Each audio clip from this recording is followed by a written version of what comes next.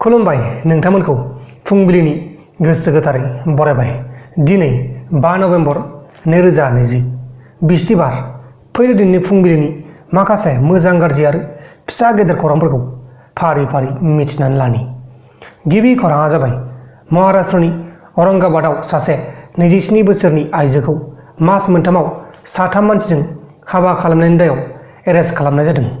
बे आइजोआ सासे सेंग्राजों हाबा जाखांनायनि उनाव हौवाखौ गारना खारदों होननानै खौराङाव फोसावनाय जादों आरो दा बे आइजोखौ पुलिसफोरा लांनानै माखासे सोंथि सोंनाय हाबाफारि खालामगासिनो दङ।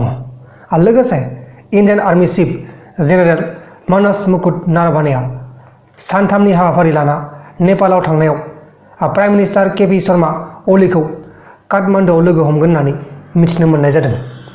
इन्डिया आरो नेपालनि गेजेराव गाज्रि जानाया बे मिटिंनि उनावनो मोजां जाफिनगोन होननानै बा मोजां जाफिननो हागौ होननानै आसा खालामनाय जादों।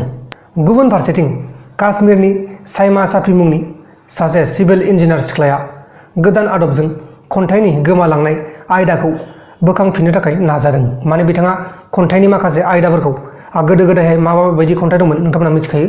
बैफोर खन्थाइनि आयदाफोरखौ बोखांफिननो नाजादों।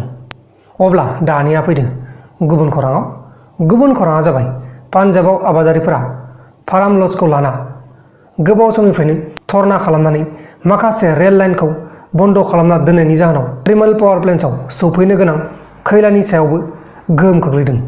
सिगाङावनो लाबोनाय खैलानि स्टकआ जोबनायनि जाहोनाव पावार प्लेन्टआ स्टेटआव कारेन्ट साप्लाइ खालामनो हायाखै। माने जायबा बिथांमोना धरना खालामदों बिथांमोननि थाखायनो ट्रेना फैनो हायाखै आरो खैलाया सौफैयाखै। बेनि जाहोनावनो पान्जाब स्टेटआव कारेन्ट साप्लाइ खालामनो हायाखै।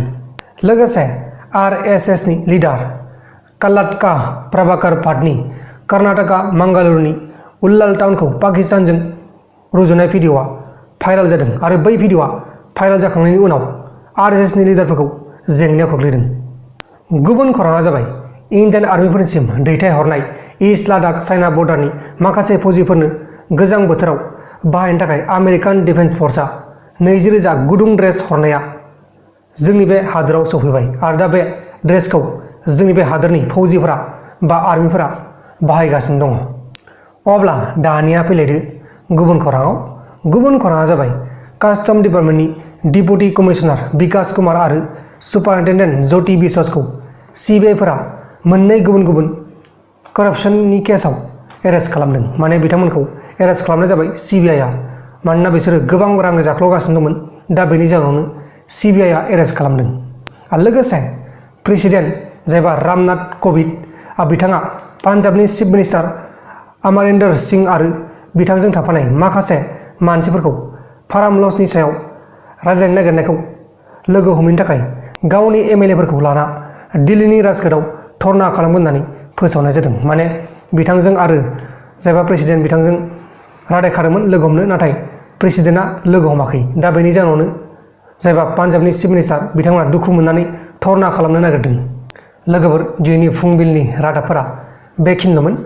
जुदि नोंथांमोना आंनि बे भिडिअखौ मोजां मोनदों अब्ला भिडिअखौ शेयार खालाम, नोंथांनि लोगोनो वाट्सएपआवनो जा फेसबुकआवनो जा जेरावबो जेथिंबो शेयार खालामबानो जाबाय। आरो दासिमबो जुदि नोंथांमोना आंनि बे प्रान्जल नार्जारि इउटुब चेनेलखौ साबस्क्राइब खालामाखै अब्ला अन्नानै साबस्क्राइब खालाम। बाय बाय।